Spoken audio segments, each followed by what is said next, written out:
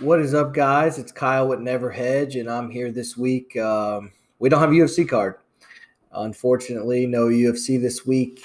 Last week wasn't the card we hoped for. We got saved by that under 3.5. We were hoping for that Derek Lewis finish, but man, he got beat up. Not going to underestimate Cyril Gane anymore.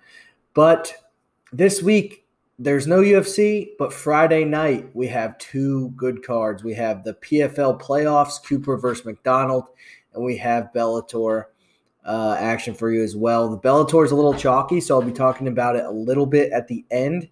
But I did break down this PFL card entirely. We have some great plays here. This is really where we can find an edge on these bookies because the bookies aren't doing this tape study that we're doing. We'll start off. Neither guy has a picture. It's Elvin Espinoza versus Hopton Stewart. Espinoza's minus 325 favorite. Hopton Stewart's plus 240 at the moment. So Espinoza's undefeated. He's fighting out of Miami. He's 5-0 with all finishes.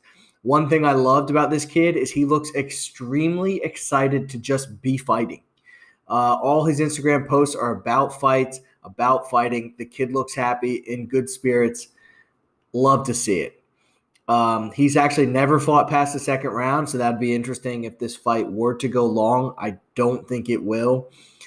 His last fight was a beautiful head kick knockout. Flip side, we got Stewart. He's 5-1. All his wins, except for one, come by finish as well. His last fight was a rear naked choke. He's fighting out of Dover, Delaware. Dover's kind of a weird place. Don't know if you've ever been there. There is a casino there, so I like to go there. Sometimes I found a really weird Reddit post from Stewart himself. It was about 6 years ago, and it's talking about how he's going to be champ in 4 years, and he wanted the Reddit community to get behind him. You like hearing that? He's confident in himself. He's mainly a jiu-jitsu guy. He started training MMA young at 13 years old. It goes over all of it in this Reddit post. I think Espinoza is going to be the more athletic guy. He's going to be the more well-rounded guy. Stewart kind of, yes, he did start MMA young, but he didn't focus in any wrestling or anything like that. So I think Stewart's not going to have a problem. He's going to stay on the feet, and he's going to knock out Espinoza in this fight. The minus 325 chalk, we'll take it. Next fight, we have a fight against Kyron Bowen, plus 245 versus Michael Lombardo, the Don. So the Don's minus 310, your favorite. Bowen lost his last two fights. He lost by sub to Colin Huckbody on Dana White Contender Series and by TKO to Magomediev Umalatov, who is a stud. There's no shame there. The thing about Bowen, he's got no takedown defense whatsoever. Huckbody took him down with ease, got him in an arm triangle, got him out of there. Umalatov smothered him round one. He looked like a fish out of water on his back, and then he was tired, got flash KO'd right in the beginning of the second round. Lombardo, on the other hand, he's 11-2, and his last loss was to Kyle Dawkins. So he has fought some high-level comp. Kyle Dawkins is someone we're high on. He won his Dana White Contender Series fight, but did not get a contract. He has plenty of finishes before that. He does have a sub on his record by arm triangle. He's an athletic guy, and I see this one ending by sub, probably by arm triangle. Bowen has no takedown defense, and the Don is going to see that and exploit it, like the Don in this fight. Next fight, we got one of your Russian killers, Magomediev Umalatov versus Mika Terrel. Umalatov is minus 550, your favorite, versus Mika Terrel plus 400. So Umalatov, he's 10-0. He's got 9 TKOs and 1 sub. He's got great wrestling and very fast hands. He's one of those Russian killers. Nobody wants to fight him. He's a stud. Terrel, on the other hand, he won his last fight by TKO, but before that, he got TKO'd in 17 seconds for Sabah Mousasi, who's fighting on the Bellator card later tonight on same Friday night. He likes to strike. Has lots of wins by TKOs, but he's fighting a Russian killer in Umalatov and at minus 550. Yeah, you might not want to drop that chalk, but he's going to win. Promise you that. Next fight brings us Brett Cooper. It says on their PFL website to be announced. I saw that he was fighting Tyler Hill. I'm not sure if I'm missing something, if Tyler Hill's out or not. But right now we got Brett Cooper minus 235 versus Tyler Hill plus 190. So Cooper's kind of an interesting fighter here. He won his last fight via DQ, illegal knee, but he was going to get TKO'd.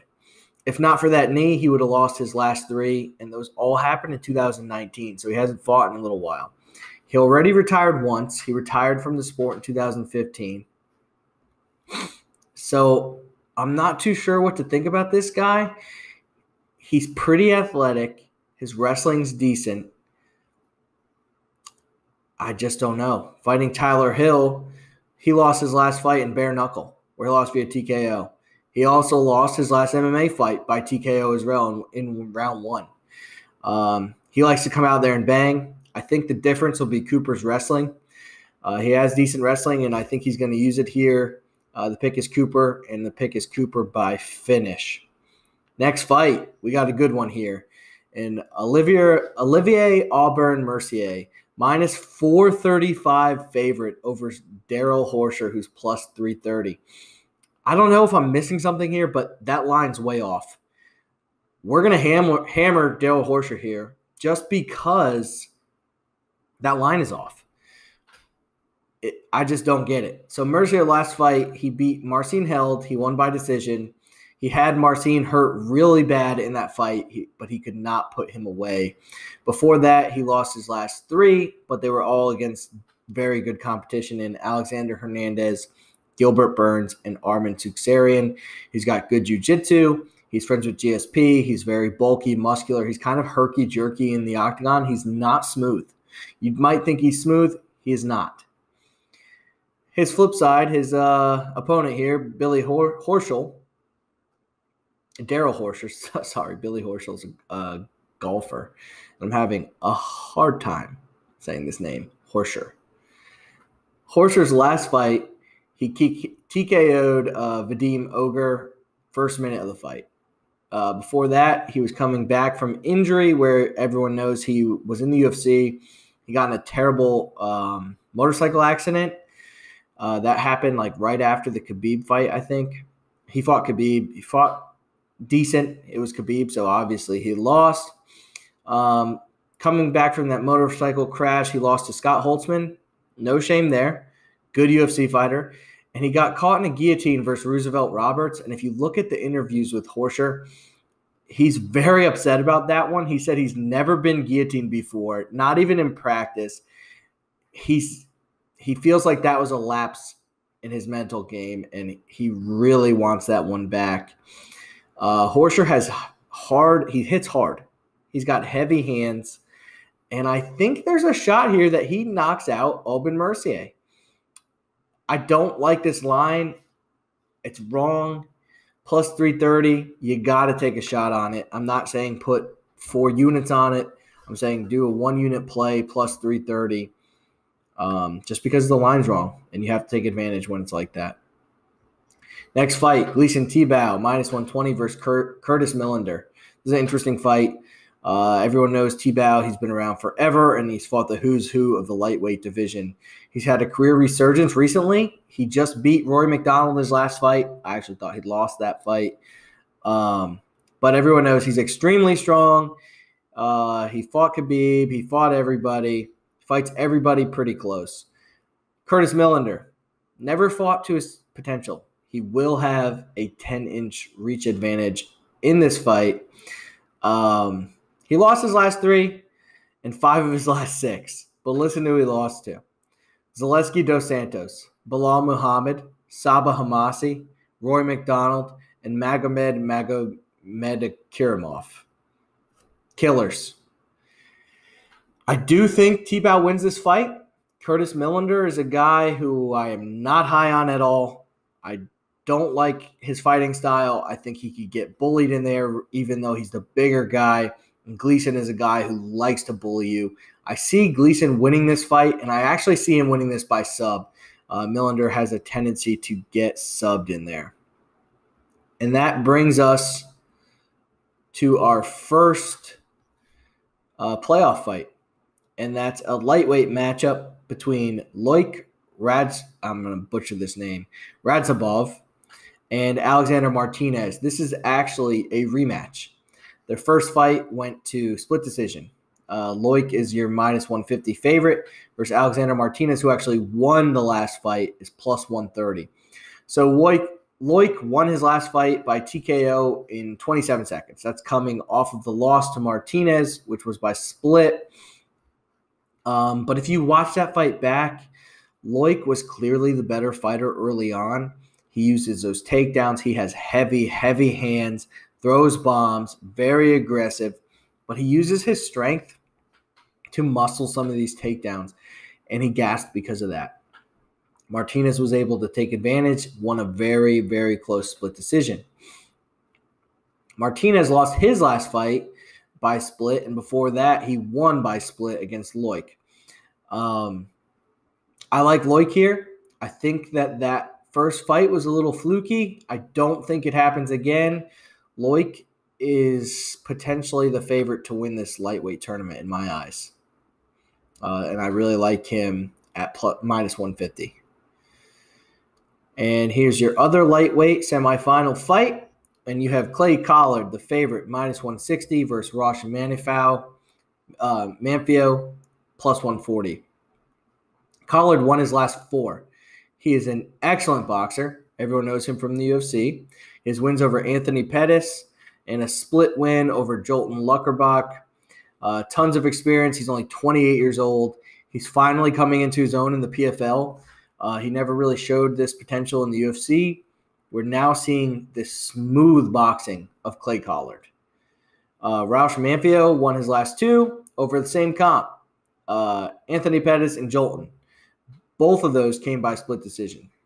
This dude is jacked. You can see it in the picture here. He's absolutely jacked.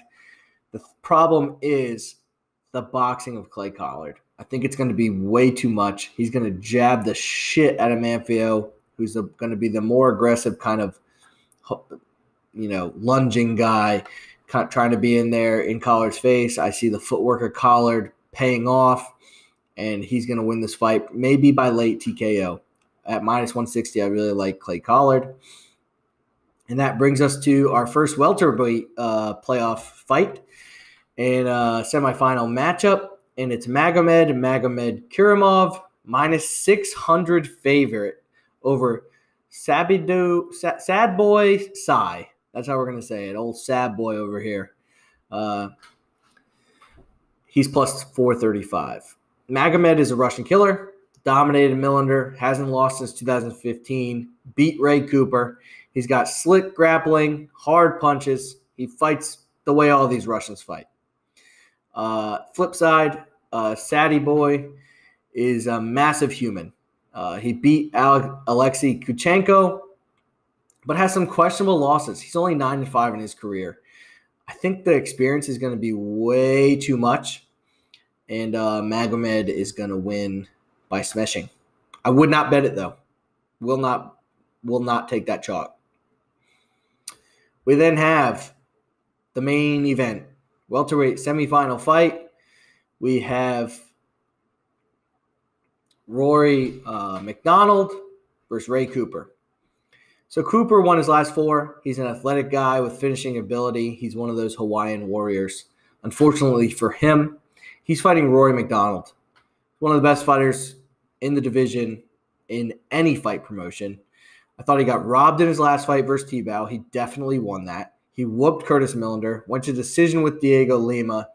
Been around forever. A guy's tough as nails. I don't see him losing this fight. He's too smart. He's too technical and has too many tools in his toolbox to lose this fight.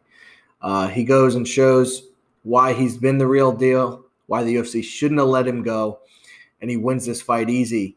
And we're getting really, really good odds at minus 134.